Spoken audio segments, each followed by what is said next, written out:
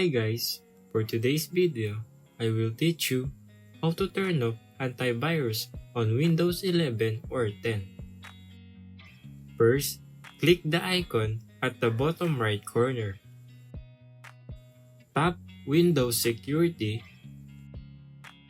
Go to Virus and Threat Protection. In Virus and Threat Protection settings, click Manage Settings.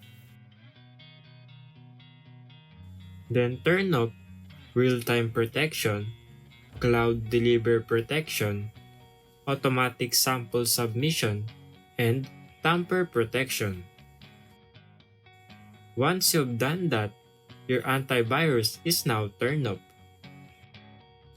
Then that's it. That's how you turn off antivirus on Windows 10 or 11.